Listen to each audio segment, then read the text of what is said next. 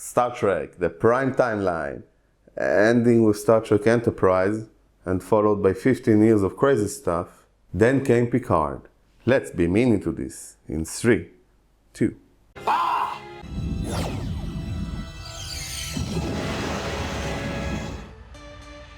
Hi, my name is Eyal, and I'm an average Joe from Israel. I'm 40 years old, have 2 kids, and also a dog. Oh yeah, I'm also a Trekkie, for as long as I can remember myself. Hot damn. I've always loved Star Trek, and now it's finally time for me to speak about it. Welcome aboard to the Trekkies Trek, where I examine the finer points of TNG, DS9, you know the rest.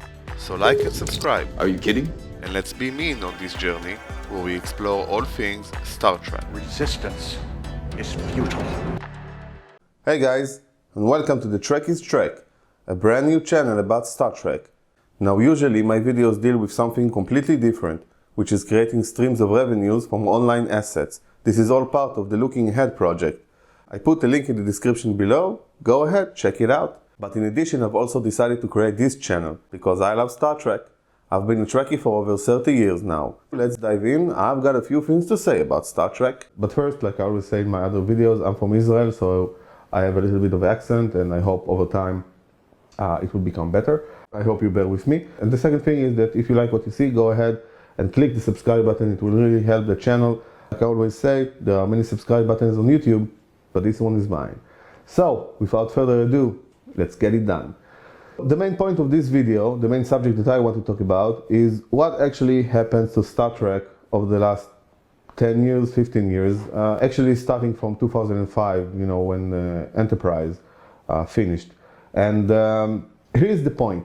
I'm a Trekkie. I've been a Trekkie since 7 years old, okay? And a Trekkie, it's a very old term, but I did not grow up with the old series. I did not grow up with the series of Shatner and Nimoy.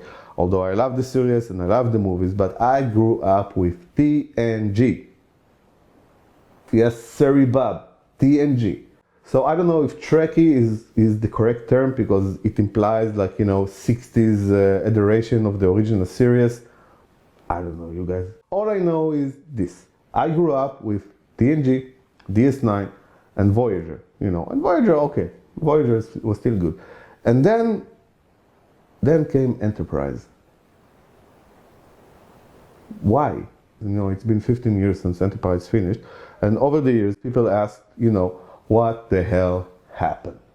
And for me, there's always been one main problem with Enterprise, and that's not the bad scripts and not the casting, which is, it's not great. It's not great.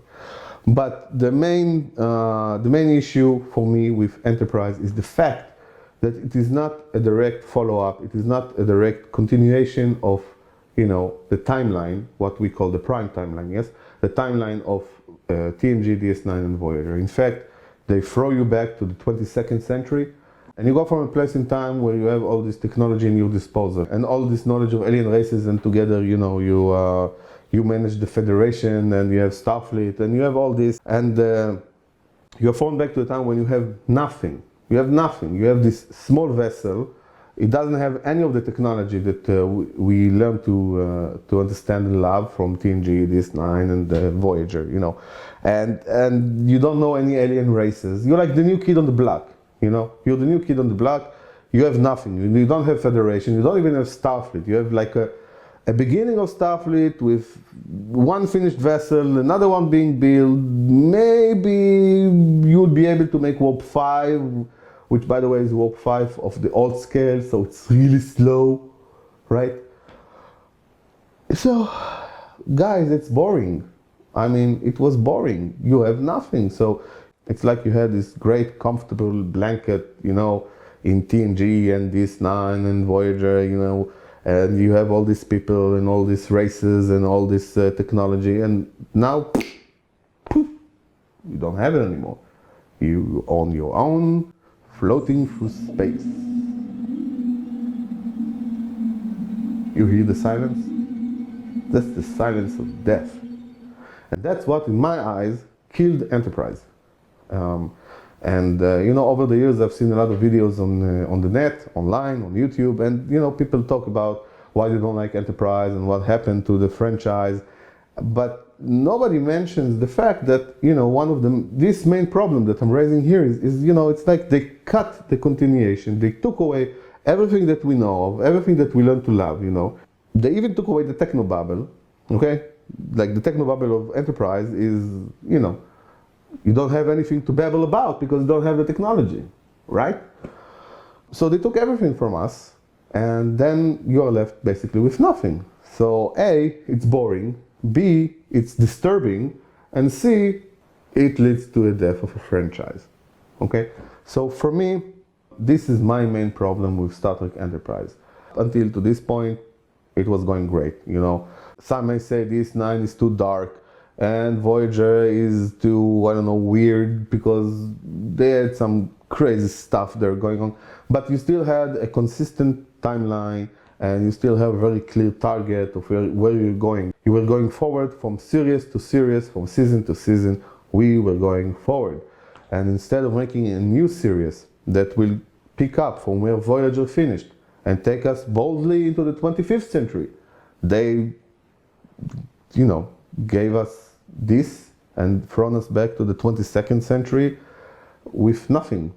So in my eyes, this is the main reason why the franchise met with a serious problem by the end of 2004 and 2005. The show was cancelled, and then we didn't see a good Star Trek for a long time.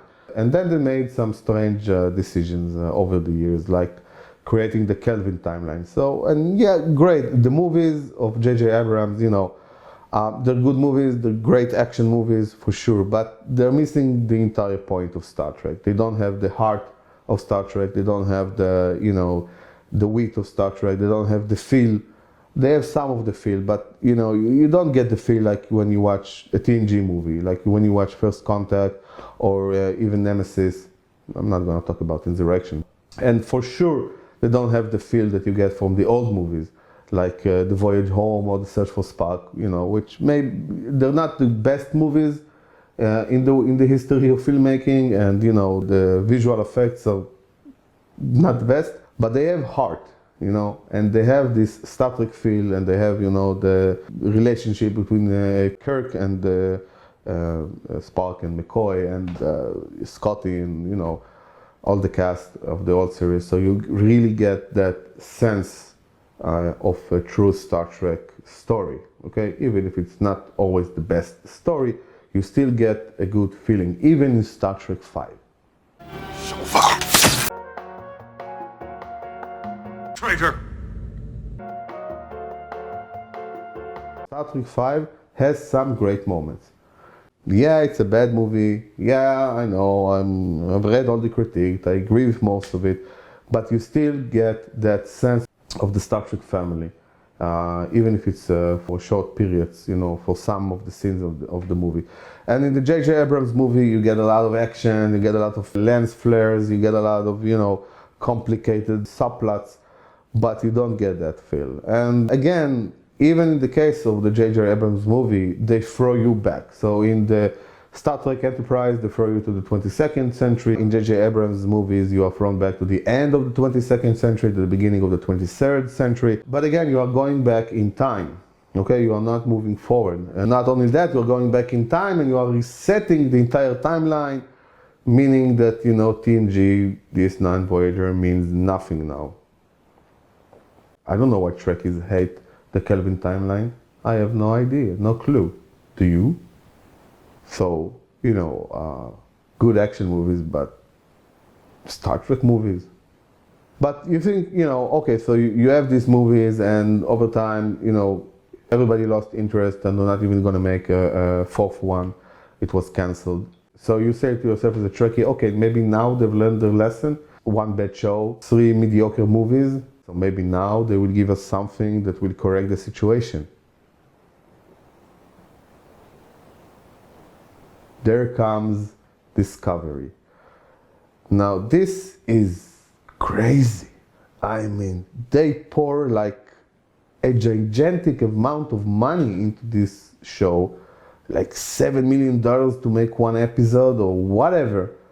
And still they were not able to recapture this, Star Trek flame that all of us love and like, this feeling of Star Trek, the great stories, the great technology, the great, human condition. The human condition is missing completely. What is Star Trek Discovery? I don't get it. I don't know. What is that? You might as well call it, any other name. They just made a science fiction series and forcibly put the Star Trek logo on top of it, but it has none of the feeling of Star Trek. Because you have some beeps that are similar to the old series, it's not enough. It doesn't have any of the feel. And in fact, it feels more like Babylon 5 with good CGI. Babylon 5 with modern CGI. But it's not Star Trek, okay? It might as well be anything else. And not only it doesn't have the feeling of Star Trek, again, they made the same mistake of throwing us back in time. So again, we are in the 23rd century. Again, it's not a continuation of the prime timeline. It's not the continuation of the journey that we all, wanted to see after Star Trek basically ended with Nemesis, right? Nemesis was like the final chapter in the prime timeline for us Trekkies. So none of that. Again, you are thrown back. Time is before anything that you grew up with, and it's not good. It doesn't have any of the feel of Star Trek. So they went ahead in the second season and shoved in Pike and Spock, and now she is his half-sister, adopted half-sister. Who cares, okay? It simply doesn't work. So at the end of the second season, they simply took this entire ship and actually threw them 900 years into the future, so I was saying at the beginning of the video, all they had to do was to continue from where Voyager stopped, which is the end of the 24th century. No, let's throw you to the 30th century. It's unknown territory. I don't know anything about it. Do you? Okay, who knows what happened in this timeline? Why go so far? Why make things complicated? And also, at least according to the trailers, it's not a good future. The Federation doesn't exist, or, only a shadow of the Federation exists. Starfleet doesn't exist. It's not exactly the utopia that we grew up to love in TNG and the other series. So again, what? So you got this show that threw us back in time, has none of the feel of Star Trek, really weird stories, and now what? Well, now it's kind of stuck because of the coronavirus, right? So who knows when we will see it. Hopefully they cured the coronavirus by the 30th century. Maybe that's the only upscale to the fact that we're thrown 900 years into the future. They just make things so complicated. All they had to do, at the time was just make another show like TNG, like Voyager, like DS9, and just continue with the prime timeline. So maybe you take a 5 years break because you want to allow people to, okay, we had enough, let's take a break. Fine.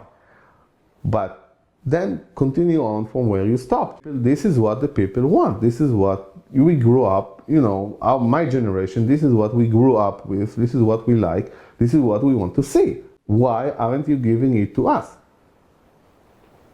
I don't know. So again, my main problem with these shows and the movies, the Kelvin timeline movies, is that they throw you back in time.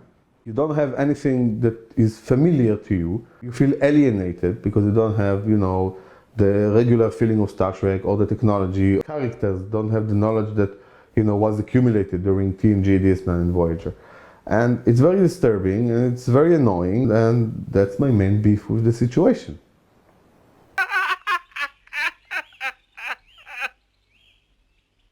And now for something completely different. Do you know this? Arroz con leche se quiere casar con una viudidita de la capital que sepa tejer, que sepa bordar, que ponga la aguja en su campanal.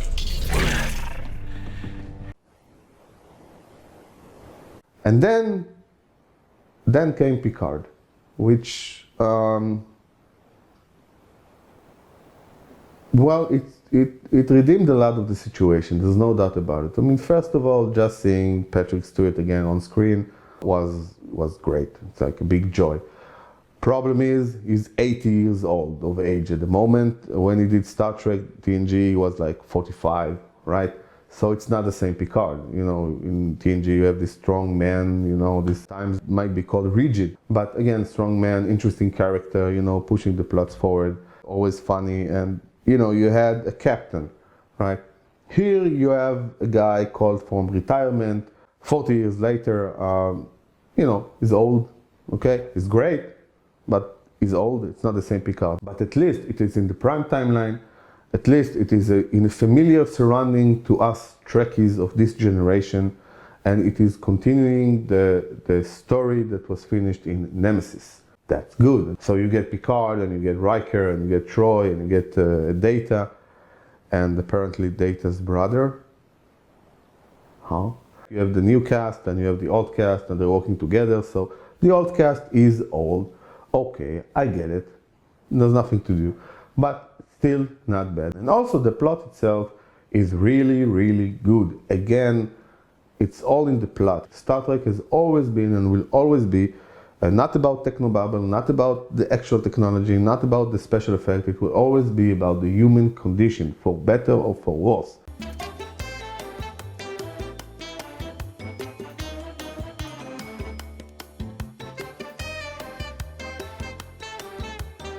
So, it's like a cosmic string? No, that's a completely different phenomenon. And this is what was explored in TNG and for sure in DS9. And in Voyager they exploded as well, but they went crazy there, you know, sleeping with holograms and stuff. But it was still an examination of the human condition, okay? In Picard, they are doing it again. You know, Picard is an old man coming back from retirement, nobody is believing him. And then you have the story of the twins, the androids, and their backstory, and their pain, and their resolution for their entire race. Okay, it's an android race. And yes, of course, Mass Effect. I know, they took from Mass Effect, it looks the same, repairs, yes. But who cares? Mass Effect was great, right? So now you get to see something similar on screen. So who cares? Mass Effect borrowed from TNG, and Picard is borrowing from Mass Effect. Okay, fine. Listen, it was still great. My only gripe with it is that it was a little bit slow paced at the beginning. I mean, it took the guy 3 episodes out of 10 to leave Earth. That's a lot of time. I mean, in the old day, the days of Yonder, he would just go, make it so, and we'll be on the way. Here it took 3 episodes, but again, it takes time to build, and it takes time, it's old. But it was still great, okay? It was a very good show. I hope the second season will be better. And for the love of God, whoever is responsible over there, you know, the executive, the showrunners, please just pick up the phone, call John Delancey, tell him, listen, you get down here. We are bringing you back. That will be like aces in my book, you know. So at the end of the day, Picard really, for me, redeemed a lot of the, you know, last 15 years of crazy stuff. And you know, for me, watching Picard, each episode is about 1 hour. It went like this, you know, it was so good. Each episode, it felt like 10 minutes, but actually it was 1 hour. I think they made us wait a little bit too long until Starfleet showed up. I mean, 10 episodes. But when those ships showed up, man, oh man, oh man. I mean, I just cried out in excitement. I'm sure you guys did too. And if you say you don't, I don't believe you. And that's about it. And I hope the second season get here soon, and that's it. That's it for now. So, do you agree with my comments? Do you have any other opinions? Comment below, I will respond. And as always, like I say, if you like what you see, go ahead, click that subscribe button. There are many subscribe buttons on YouTube, but this one is mine. So, until next time, I'm Eyal from the Trekkies Trek. See you out there.